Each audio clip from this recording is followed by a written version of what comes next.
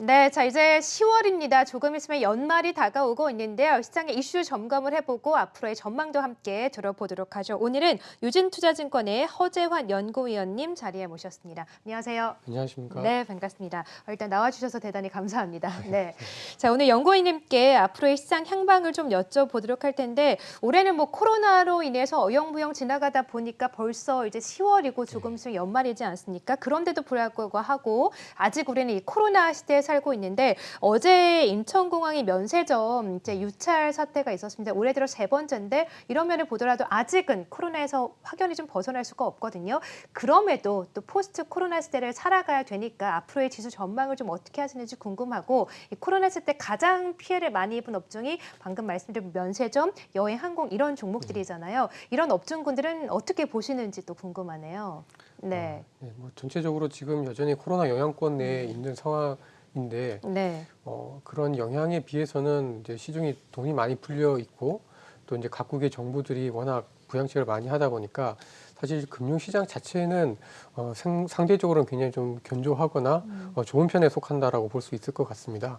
그래서 만약에 코로나가 좀 진정이 된다거나 확연히 이제 좀 그 통제할 수 있다라는 어떤 확신들이 들게 되면은 그때는 아무래도 이제 주식시장의 상승 어떤 속도 자체는 조금 주춤하더라도 네. 어떤 상승의 폭이 굉장히 확대되는 형태가 좀 되지 않을까라는 생각을 좀 하고 있고요. 예.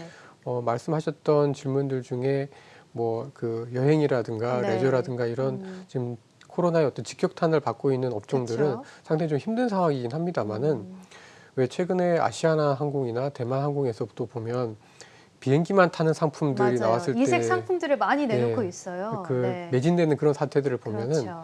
결국 사람들의 욕구라는 거는 변하지 않았다라는 맞아요. 것을 알 수가 있는 것 같습니다. 네. 그래서 지금 당장 여행이나 뭐 레저나 이런 업종들이 면세점이나 이런 업종들이 당장 좋아지기는 쉽진 않지만 기업들 내부적으로 이제 그런 것들을 이제 찾아가는 과정이 좀 점진적으로 좀 나타날 수 있지 않을까 싶고요. 네. 저는 이제 뭐 여행을 전반적으로 좋게 보고 있지는 않습니다만은 예. 내년 정도가 되면 카지노 같은 산업들은 한번 볼 필요가 좀 있지 않을까라는 그래요? 생각입니다. 네. 왜냐하면 지금 저희가 여전히 이제 왔다 갔다 하는 여행이나 이런 것들이 쉽지는 않지만 어떻게 보면 지금 중국은 코로나에 대해서 약간 종식 비슷하게 그렇죠. 선언을 하면서 네. 이제 사람들이 왔다 갔다 하기 시작을 했습니다. 네. 뭐 물론 마스크도 아직 잘 안 네, 쓰더라고요. 네. 아직은 국경을 넘어서는 그런 모습들은 아니지만 네. 이런 이제 중국인 관광객들이 점차적으로 이제 이웃 나라들을 방문하는 시기가 한 내년 정도는 좀 나타나지 않을까 싶고 예. 그런 관점에서 봤을 때는 지금 굉장히 힘들지만 이런 그 카지노라든가 이런 중국인 관광객들을 바로 데려올 수 있는 또는 그런 사람들의 수혜를 받을 수 있는 산업들은 한 내년 중반 정도를 놓고 보면 오히려 지금 조금씩 관심을 가져볼 필요가 있지 않을까라는 생각입니다. 네. 그럼 여행은 좀 부정적으로 보시지만 그럼에도 불구하고 카지노는 또 중국 관광객이 늘어날 걸 대비해서 긍정적으로 보고 계시고 그러면 혹시나 이 디즈니 같은 놀이공원 관련된 그런 종목군들은 어떻게 보십니까? 근데 사실 네. 디즈니는 놀이공원이 매출에서 차지하는 비중이 적진 네. 다른 않습니다만은 콘텐츠 사업을 또 그렇죠. 영위하고 있죠. 네. 네, 그래서 어떻게 보면 이제는 여행이나 그 콘텐츠 산업들 내에서도 이제 골고루 이제 콘텐츠를 갖추고 있어서 네. 코로나가 있든 없든 예. 어떠한 상황에서든 고객들과의 접촉 포인트를 맞출 수 있는 기업들이 훨씬 더 좋지 않을까라는 생각을 좀 갖고 있고 네. 이제 저희 주식시장 내부적으로만 본다라고 하면 사실 이런 그 미디어나 이제 이런 업체들 중에서는 이제 콘텐츠를 직접 만들 수 있는 뭐 회사들이 넷플릭스 같은? 예, 넷플릭스나 저희 입장에서는 뭐 스튜디오 드래곤 같은 예. 그런 회사들이 그렇군요. 꾸준히 좀 더 좋아질 수 있지 않을까라는 생각을 갖고 있습니다. 네. 그러면 지금 이제 연구원님 말씀을 들어보니까 이제 포스트 코로나 시대 때 우리가 또 공략을 해볼 만한 종목군들이 말씀하신 뭐 카지노나 뭐 제이 콘텐츠나 스튜디오 드래곤 같은 콘텐츠 업종을 좋게 보시는 것 같은데 이들 종목군들 업종군들을 앞으로 더 유망하게 보고 계시는 겁니까? 네. 네, 그러니까 또 다르게 보고 계시는 업종군들 혹시 다른 더 업종들은 있을까요? 네. 이제 굴뚝 산업들 아, 중에서도 그래요? 네. 이제 최근에 뭐 친환경이니 뭐 이제 뭐 이런 컨셉으로 인해서 새롭게 이제 비즈니스 모델을 조금 확장해 가고 있는 기업들이 생각보다 있습니다. 네. 그러니까 이제 저희는 일반적으로 정유화학 그러면 되게 올드한 산업이라고 맞아요. 알려져 최근에도 있지만 흐름이 나쁘지 예, 않았어요. 네. 이게 그 그 화학이 이제 LG 화학 같은 경우에는 이제 네. 배터리만 생각하기 쉽지만 이제는 정유업체들 중에서도 이제 아주 고전적인 방식에서 이제 벗어나려고 하는 기업들이 조금씩 생겨나고 있고, 그렇죠. 네. 뭐 예를 들면 그 영국의 최고 그 에너지 업체인 네. BP 네. 같은 경우에도 최근에 이제 미국의 풍력 이런 데 이제 투자를 하기 시작을 투자하는군요. 하고 있는데요. 네. 이런 기업들이 이제 생겨나면서 이제 기존의 어떤 정유다, 뭐 에너지다 이런 산업들의 어떤 부진을 조금씩 비켜갈 수 있는 업체들이 나오지 않을까라는 생각이고, 기기 업종들도 마찬가지입니다. 뭐 기기 업종들도 최근 들어서는 뭐 친환경과 관련돼서 이제 연결이 되는 산업들이 조금씩 더 나타나기 시작을 하고 있는데요. 네. 뭐 예를 들면 꼭 기계뿐만 아니라 어떤 세화제강 같은 업체들도 네. 세화제강. 원래는 네. 간과한 업체였는데 이제 풍력 산업에 이제 진출을 하고 그렇군요. 있습니다. 네. 얼마만큼의 성과를 낼지는 불확실하지만 지금 이렇게 보면 코로나가 좀 길어질 수 있다라고 생각하니까 기업들이 굉장히 생존을 위한 노력들을 많이 하고 있고, 그렇죠. 그런 기업들 중에서는 조금 더 이제 그 어떤 산업 내에서 이제 지위가 높은 업체들은 좋은 기회를 차지할 수도 있을 걸로 예상을 하고 있습니다. 네, 그러면 석유화학, 기계업종 이런 업종군들이 지금은 좀 미운 오리 새끼 같지만 앞으로 좀 백조가 될 가능성이 무궁무진한 이런 종목군이라고 봐도 괜찮을까요? 네. 업체별로 차별화가 되겠지만 네. 아마 이제는 그런 산업 내에서 그쵸. 정말 좋은 맞습니다. 회사와 그렇지 않은 회사가 많이 갈릴 걸로 예상을 하고 있습니다. 네, 그렇습니다. 앞으로 더 유망한 종목군들, 업종군들 꼽아주셨습니다. 석유화학, 기계업종도 마찬가지로 꼽아주셨고, 자, 그러면 다시 기술주에 대한 얘기로 좀 넘어가 보도록 할게요. 사실 최근 우리나라도 그렇고 미국 시장에서도 이 기술주 버블 논란이 끊이지 않고 있습니다. 주가가 많이 올라서 버블이기도 하지만 또 반독점 이슈라든가 여러 가지 규제 이슈가 있다 보니까 주가에 대한 영향도 상당히 좀 많이 나타나고 있거든요. 이들 종목에 대한 앞으로의 흐름은 어떻게 예상을 하세요? 네. 당연히 이제 많이 올랐다. 그쵸. 그리고 이제 네. 규제의 대상이 직접적으로 되다 보니까 사실 이제 뭐 빵빵하면서 이제 되게 좀 좋았던 네, 주식들이 네. 약간 좀 경계감을 얻는 게 좀 사실인 것 같습니다. 예. 그렇지만 저는 그렇게 나쁘게 보지는 않고요. 그래요? 네. 근데 이제 그 올해 상반기에는 사실 이제 거의 독주였죠, 독주. 맞아요. 정말 독주였는데, 우리도 BBRG가 예. 독주했었잖아요. 네. 근데 이제 그런 독주 형태는 조금 주춤할 것 같고요.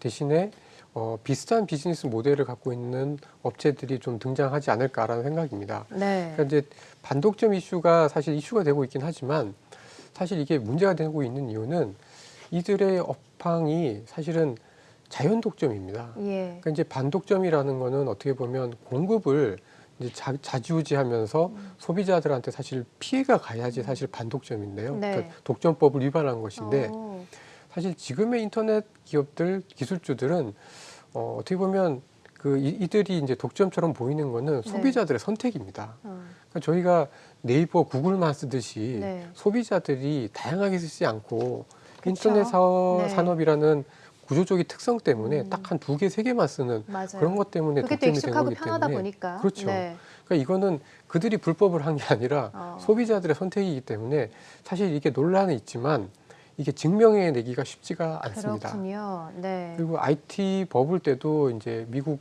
그 법무부가 마이크로소프트에 대해서 이제 반독점 위반을 했다라고 판결을 하고 네. 기업 분할 명령을 내렸는데요.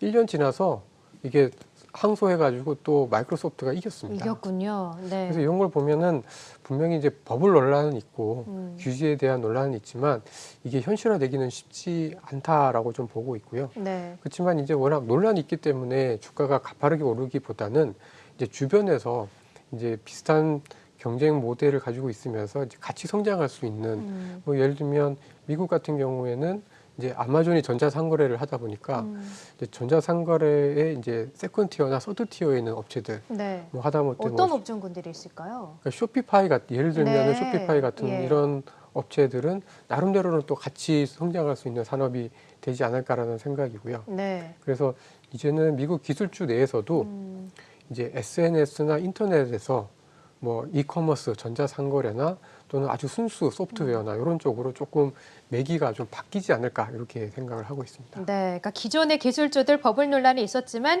뭐 그동안의 주가 상승처럼 그렇게 크게 아웃퍼폼하진 않을 수 있겠지만 어쨌든 그 주위는 계속해서 가져갈 수 있을 때 비슷한 비즈니스를 좀 하는 기업들을 찾아보자 이런 말씀이시군요. 그 기업들을 잘 찾아봐야 될 것 같아요. 자, 미국 기술주 얘기가 나왔으니까 또 미국의 최대 이슈죠. 대선을 또 여쭤보지 않을 수가 없는데 딱 20일 정도 남았는데 한 치 앞도 모르는 것 같아요. 지금 뭐 바이든이 우세이긴 하지만 뭐 예전 대선 때도 이런 경험이 있었기 때문에 쉽게 예측들을 많이 못하고 있는 것 같은데 일단 우리는 또 시장 전망을 해보는 게 중요하지 않습니까? 대선 이후 시장 전망 긍정적으로 하고 계십니까?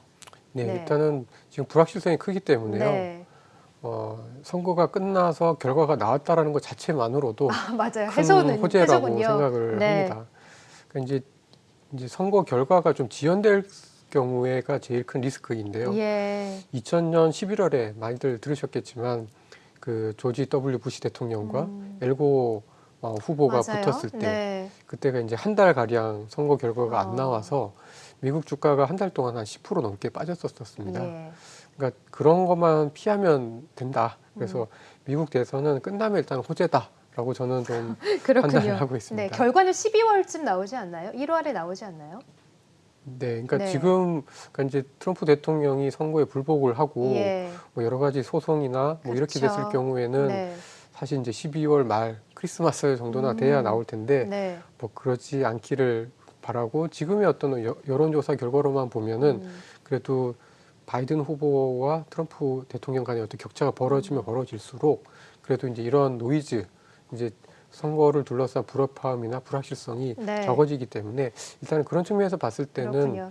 뭐 좀 주식시장 전망을 너무 부정적이게만 할 필요는 없다라고 판단을 하고 있습니다. 네, 일단 시장이 또 가장 싫어하는 게 불확실성인데 일단 대선이 끝나면 이런 불확실성은 좀 해소가 되니까 긍정적으로 볼만하다고 하셨어요. 자, 그럼 마지막으로 또 환율 전망도 짤막하게 여쭤보도록 할게요. 달러 약세 이어지고 또 위안화 강세가 이어지다 보니까 원화 강세, 지금 환율이 또 1,150원 아래에서 거래가 되고 있는데 환율 약세 전망은 어떻게 앞으로 예측하고 계세요?